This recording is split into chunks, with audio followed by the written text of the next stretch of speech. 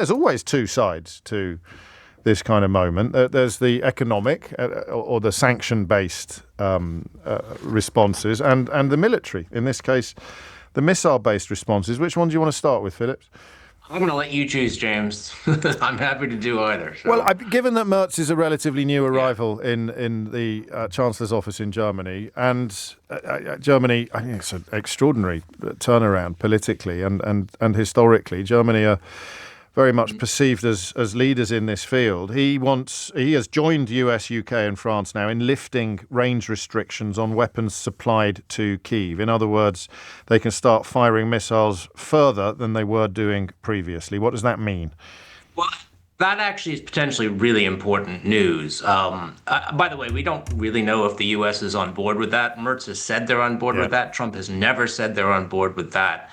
The U.S. is on board. In fact, Trump has said he's against range firing into Russia. So we have to be careful. Trump might have said something to Merz and Merz has run with it. Yeah. But if Germany is actually backing this, and it seems to be, and the other proviso, are they going to provide, say, the Taurus missiles to do this? So they have to provide the weapons to do it.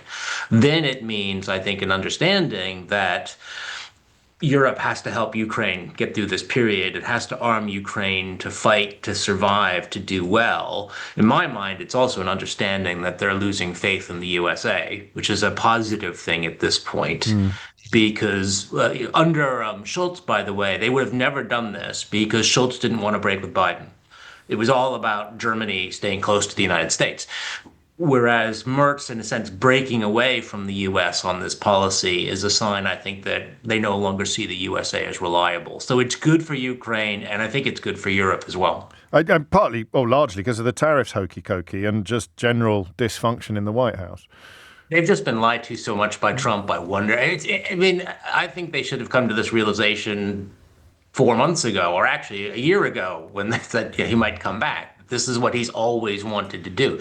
But the way he humiliated all of the European leadership two weekends ago, they were huddling, oh, Trump's with us. He's going to sanction Russia if there's not an unconditional ceasefire. And then Trump just throws them to the wolves and said, no, I'm not going to sanction Putin, so deal with it. That might have been the final straw, where finally they understood that Trump is simply not going to support Europe. And he's not going to support European leaders against Putin, and that they're going to have to do this themselves. Europe is going to have to rise to the challenge on Ukraine. So far it hasn't, but there are signs that it might be turning a corner. And yet, I mean, almost to prove your point, Trump has wobbled again on the question of sanctions. I know you've been writing about this over the weekend. He hasn't wobbled. He hasn't done a single thing on the sanctions. He's written a few tweets. That's what he does. He's written these I might sanction Putin tweet. By the way, he's written that about 8 times. And and people like Vance have said it and Kellogg have said it. It's irrelevant until he does anything. Yeah. We have to stop falling for the tweets. The tweets are a narcissistic sociopath sort of saying things for political gain. Yeah. But if he wanted to sanction Putin, he could do it. If he wanted to sell arms to Ukraine, he could do it. He's choosing not to do it. So I wouldn't pay the slightest bit of attention to those tweets. Follow the actions when it comes to Trump, not the tweets. And the Kremlin won't be paying the slightest bit of attention to them either. Well, they even dismissed it. They said Trump was being too emotional. This is, I think, how worried the Kremlin really is about Trump. That if they can. If Trump can write this thing, Putin's crazy, I'm going to sanction him, blah, blah, blah, and the Kremlin response is, oh, he's just being a little emotional. That's, first of all, how confident the Kremlin is that they have Trump under their thumb. Yes. That he's not going to do it, and how unworried they are that sanctions are coming out of this administration. That they are Putin is supremely confident that Trump will never do anything that he would be unhappy about. Seems to be. I mean, he seems to not be worried about embarrassing Trump, showing Trump up, and having Trump do anything to harm Russia. So, I mean, it is, everyone says Trump is transactional, but in this case, he's not transactional. He is transactional, is he really? I think that's part of the myth, isn't it? The myth of the art of the deal. I suppose it leaves one quite big question hanging. I mean, this means now that Kyiv can fire missiles well into Russian territory. It can aim. Well, they've already been firing their own missiles well into but Russian territory. They can fire German, French, and as you say, Merz said American, but as you've reminded us, take that with a pinch of salt, or at least a slice of wait-and-see pie. Yeah, let's see if they start firing ATACMS, if they have any ATACMS left deep into Russia on certain targets. Does that change anything? Is there anything else Putin can throw at this that he isn't already throwing? Well, no. In fact, he's not even making the nuclear threats anymore. No. In some sense, he knows, that this war is it's a war. It's odd that we've fallen for this semi-war, limited war. No, This is a full war. Russia is bombarding Ukrainian cities every night. Okay, they're attacking across the country, destroying civilian targets. This is what happens in war when war has become unrestrained, and the Ukrainians are going to strike back. They have been striking back with their own systems.